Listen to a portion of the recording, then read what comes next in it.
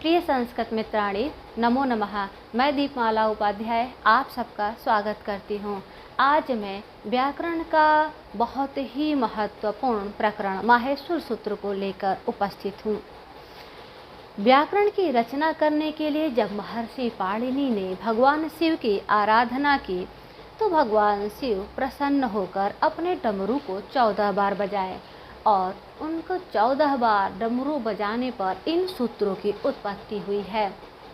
इसलिए इनका नाम माहेश्वर सूत्र भी है।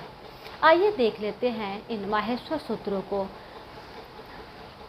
14 माहेश्वर सूत्र है, जिसमें पहला है आई उण, दूसरा ऋलेक, तीसरा एओंग, चौथा एऔच, पांचवा हयवरट, छठवां लड़, सातवां यमगणनम, आठवां झभाया, नौवां घढ़धस, 10वां जब गढ़दस, 11 खफ छठ चट तव, 12वां कपय, 13 सससर और 14वां हल।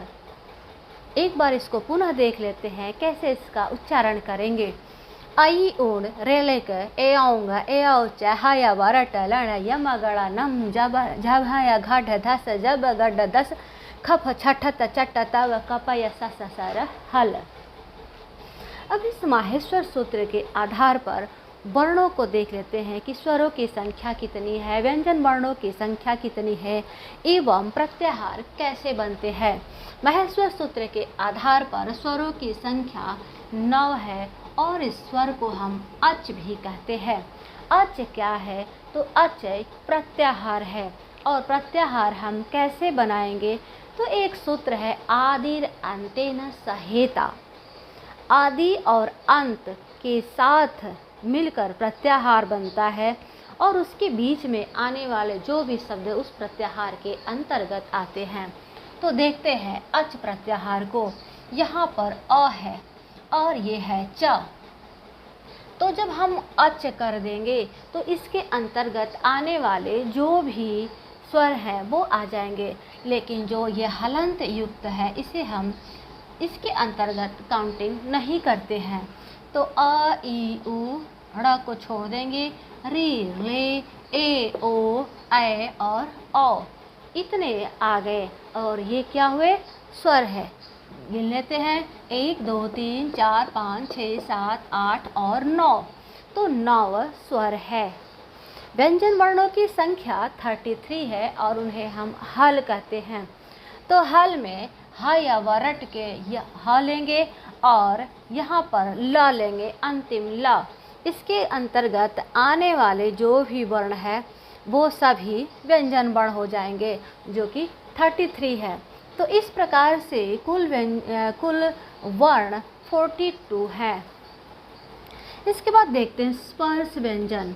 तो स्पर्श व्यंजन 25 है, जो हम वर्ग कहते हैं, जैसे क वर्ग, च वर्ग, ट वर्ग, त वर्ग और प वर्ग।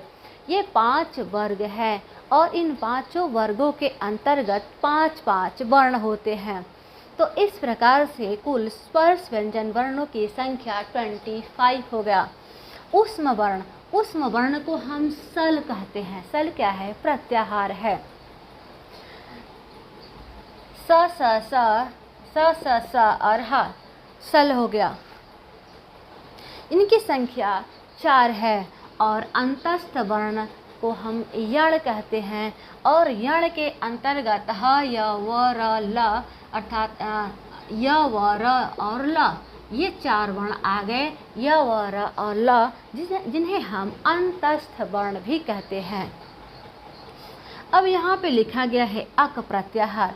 कुछ प्रत्याहारों के बारे में भी हमें जान लेना चाहिए, क्योंकि जब हम लोग संधि पढ़ेंगे तो ये प्रत्याहार वहाँ पर आएंगे।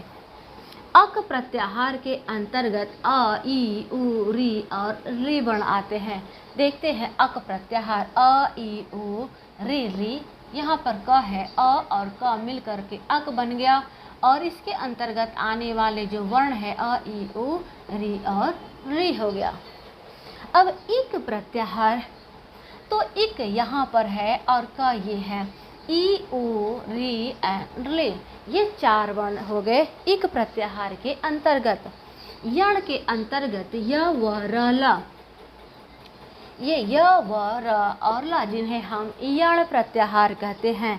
अच के अंतर्गत सभी स्वर हो गए एवं हल के अंतर्गत सभी व्यंजन वर्ण आते हैं। एक और प्रत्याहार है एच, जिसके अंतर्गत ये ए और च अर्थात ए ओ आए और औ आया, जिन्हें हम एच प्रत्याहार कहते हैं। इस प्रकार से यहाँ पर माहेश्वर सूत्र पूर्ण हुआ। अगले वीडियो में हम लोग संधि पढ़ेंगे।